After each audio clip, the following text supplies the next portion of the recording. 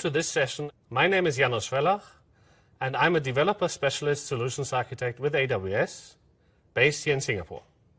In this session, I will start with machine learning on AWS, and then we will look at AWS DeepRacer and how reinforcement learning works.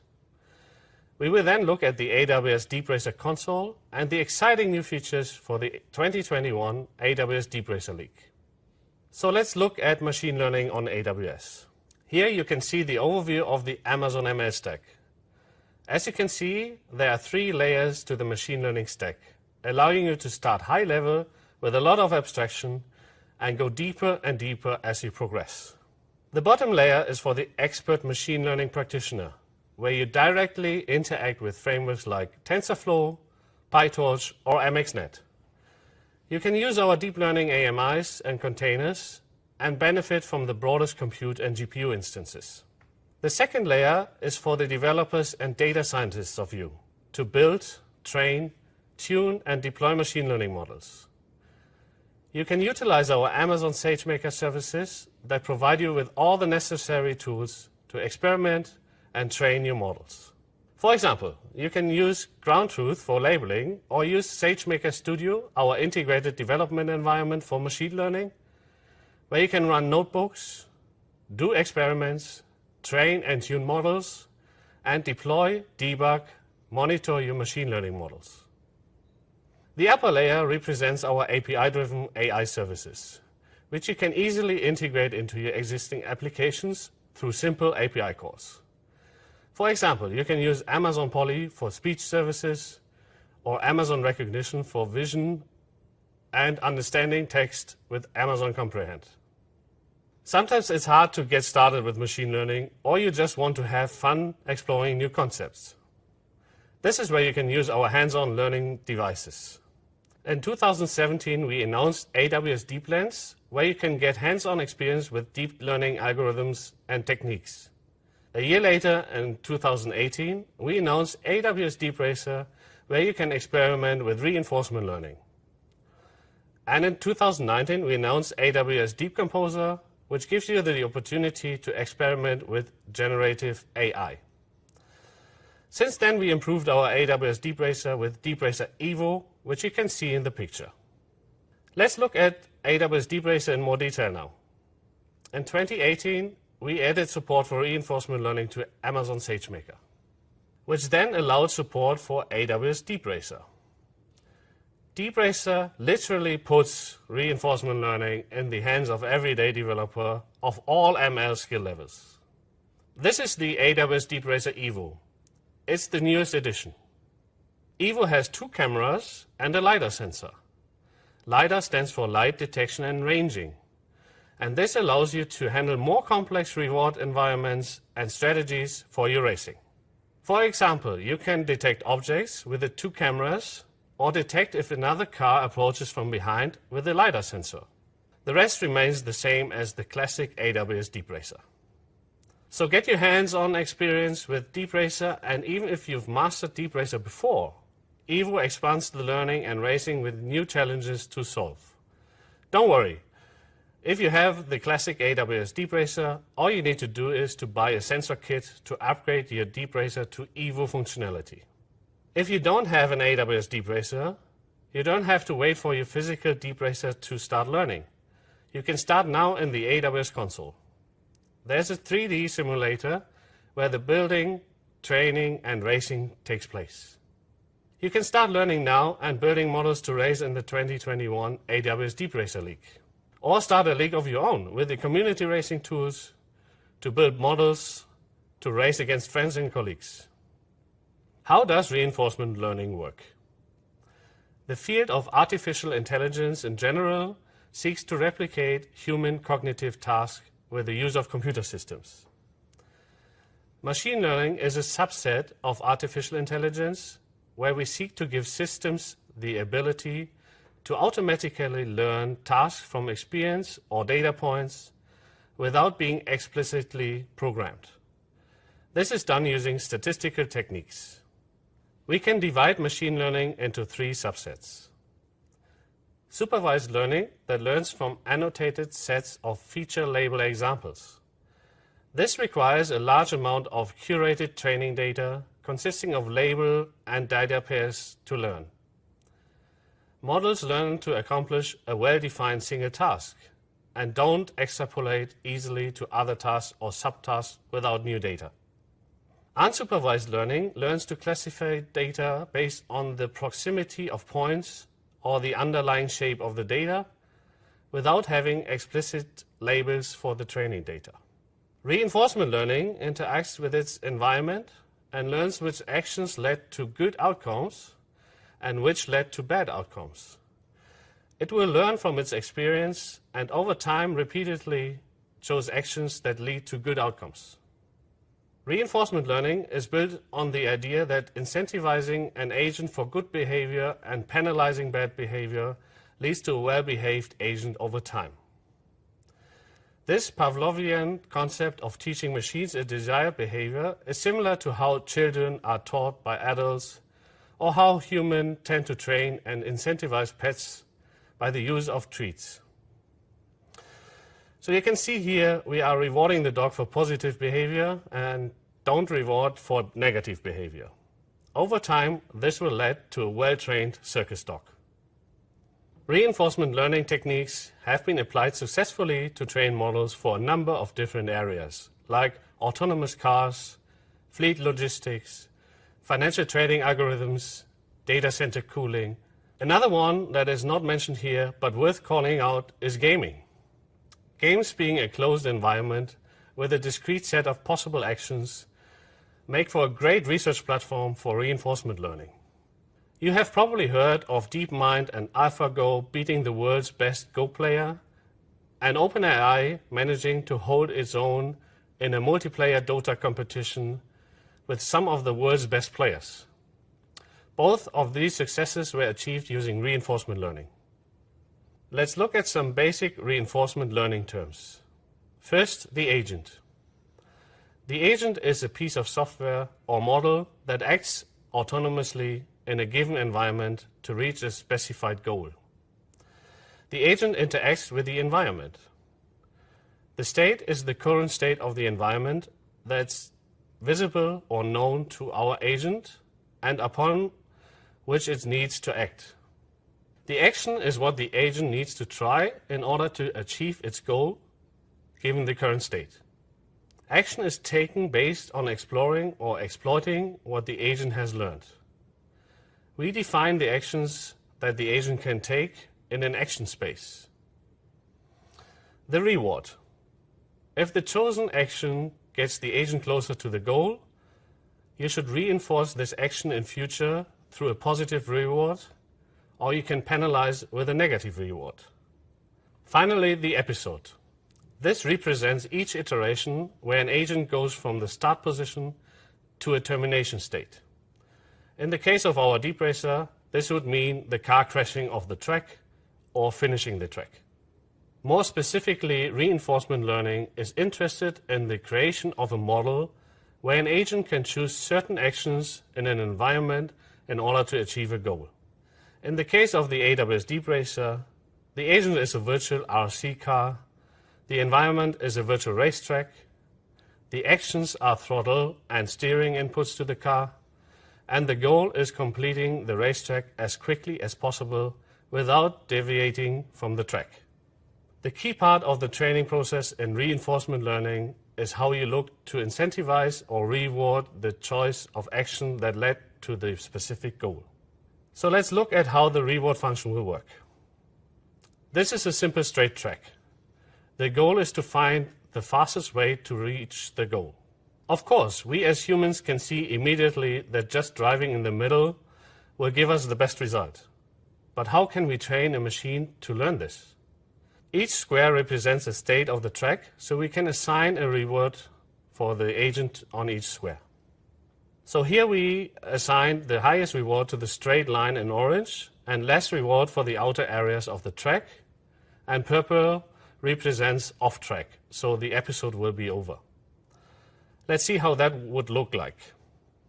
Learning doesn't just happen on the first go. It takes some iteration, trial and error, multiple episodes or trips around the track. The agent needs to explore and see where it can get the highest rewards, and then it can exploit that knowledge. Eventually, it reaches convergence, where the model starts to frequently pick specific actions based on the state it is in. Here is the 3D simulator that you can see in the AWS DeepRacer Console. On the left side, it's showing the exploration phase. It's common that cars drive off the road in the early stages of the training process. On the right side, you can see once the agent learned, it can exploit its knowledge and stay on the track.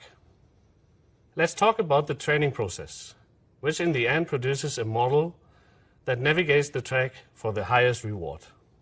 The car interacts with the simulated racetrack environment during training, with an overall goal to get to the finish line while maximizing its total reward. DeepRacer drives around the track, taking about 15 pictures per second. After each picture, DeepRacer will take an action like changing the speed or steering angle. The cool thing about the DeepRacer Evo is that it has stereo cameras and LiDAR, so it has more in-depth view of its state and can sense objects as well. When the car ends up in a new state, it receives a reward based on the action it chose. Learning is a repetitive process, generally 20 episodes around the track. You can control the amount of episodes using hyperparameters that you set. The more it goes around the track, the more experience and knowledge it collects. At the end of the process, it produces a model. The more knowledge the model collects, the smarter it becomes. It's able to figure out which actions in which states lead to the largest cumulative rewards and uses that knowledge in the future driving decisions. Once training is finished, you have a model that can be uploaded to a physical agent, a real DeepRacer vehicle, that will then use that model to navigate a physical track in the real world. DeepRacer uses a neural network architecture with multiple layers. Think of it as a way to extract patterns from images, trying to figure out which actions lead to the best reward. First, the DeepRacer takes a picture of the environment, and this picture is converted into grayscale. If you use it in Evo, you're actually getting 2 images instead of 1, both stacked together, and if you're using LiDAR, you will get another vector showing 90 degrees behind the car. Then the pixels of the input get sent through the convolutional neural network, or short CNN, with 3 layers where we do feature extraction. The features include track border, center line waypoints, in-field or on the track, or out of field, and more. This then feeds into the policy network, which is a fully connected layer followed by actions. The model will output a probability distribution over the action space. The dimension of the action space can be determined as a hyperparameter.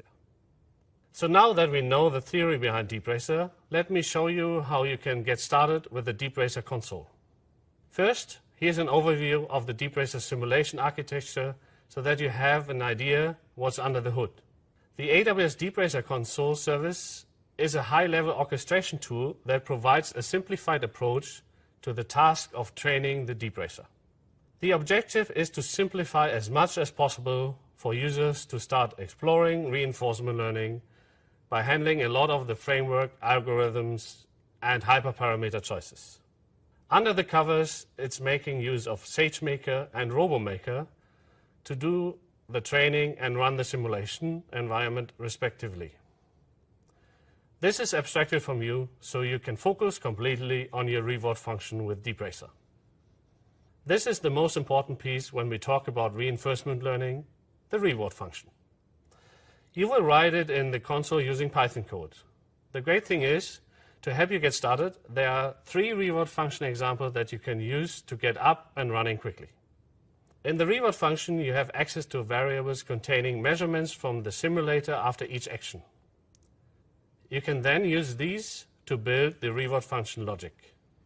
For example, the simulator tells you how close your car is from the center of the track and how wide the track is. One strategy can be to give a higher reward for being closer to the center of the track. This is exactly what the reward function in the screenshot is doing. Once you wrote your function, you can also validate its code before you save it and run the training. Oftentimes when writing this reward function, you might have questions. How do I know where my car is so I can reward the outcome of an action? How do I know what to modify? Which parameters are defined in the environment? This is the first-person view of the AWS DeepRacer as it drives down the track.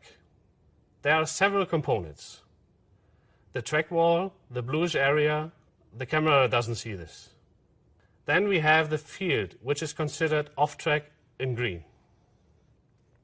The track surface, or on-track, this includes the two boundary lines. The track boundaries are the two right lines around the track surface, and the center of the track, the yellow dashes. Remember, the car doesn't see yellow. It just sees a lighter color because it's grayscale. These components are important because we can use them to determine whether an action resulted in a good or bad outcome. There are additional variables at your disposal. The car has a position denoted by XY coordinates, and there are waypoints spread around the track as a series of XY coordinates. Think of them like milestones along the way. They can be used to give some hints on the shape of the track. You also have track width and heading. To clarify, the reward function is only used during training in order to produce the model that is loaded to the car. Once the model is loaded and the car is going around the track, known as the exploitation phase, the actions are guided by a policy, not these variables, and the next action is computed from the camera's input image. The heading parameter describes the orientation of the vehicle in degrees, measured counterclockwise from the x-axis of the coordinate system. All wheels on track indicates if the agent is on the track and returns true or false. Distance from the center tells how far away the vehicle is from the center line. There are also other variables to you like progress, is reversed, etc. You can use them to build your reward function. In the console, there is also a new garage feature where you can customize the sensors on your AWS DeepRacer and create new cars with different sensor combinations, which is very cool. Adding different sensors means your agent is capable of detecting different things. For example, it was difficult to learn the distance to an object, but now with two camera images, models can learn distance. You can also set up the action space in the garage. The action space defines the list of actions the car can take from the combinations of speed and steering angles.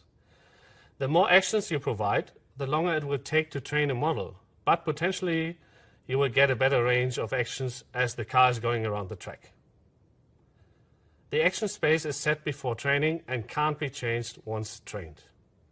Let me show you how this all looks like in the console. In the AWS console, just type in DeepRacer to open up the DeepRacer console. Once this is loaded, you will have some information like the DeepRacer leak. Let's get started. So here you can have several steps. For example, step 1, learn the basics of reinforcement learning. Or just create the model right away. Let's hit create model. Now we need to give the model a name and a description if you like. After that, scroll down and we select the track. In this case, I'm choosing the 2019 DeepRacer Championship Cup. Scroll further down and click Next. Here you can choose what kind of race you want to do and the car and the hyperparameters. We leave the hyperparameters alone for now. So let's just click Next. This is the most important part, the reward function. Here is how you train your model to find the best way around the track. To help you get started, we have some function examples. Let's have a look at this. So you can see 3 examples for time trial, and for this I'm choosing prevent zigzag. So let's just use this code. Now I can change the code, or I can hit validate to validate the code before I'm starting the training. Let's scroll down. You can specify the stop conditions, which is the maximum time. Let's leave it at 60 minutes. And you can choose if you want to submit to the DeepRacer league or not. So we don't want that. Let's scroll down and create the model. This takes a moment to initialize the training. And once this is started, you will see the training progress. You can see the cars moving around in the virtual environment. So let's jump to the end of the training. Here we are at the end of the training, and you can see the reward graph on the left side and the cars evaluating the track on the right side in the video stream. Once the training is done, you can also start a new evaluation.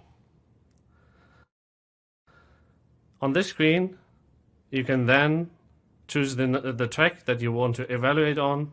So we choose the same one. You can scroll down and set the number of trials. It takes a bit to initialize again, and as you can see now, the model is evaluating around the track. So now we see there's one lap completed. Let's move to the end. All the evaluation is done, and now we can decide if you want to download the model or submit it to the DeepRacer League. So, drive on over to the DeepRacer Console and get on the track and race for prizes and glory. For more information about the race, visit the link and see you at the finish line. There are several resources out there to help you get started with AWS DeepRacer, and believe me, once you start racing, you will not want to stop. And remember, you don't need a physical car to start training and racing. You can do it all virtual.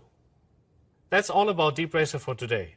You can find more information on how to use AI and machine learning at our AWS AI and Machine Learning Resource Hub. Thank you again for attending, and I would really appreciate your feedback, so please take the time to fill out the survey. I hope you enjoyed the session, and see you next time.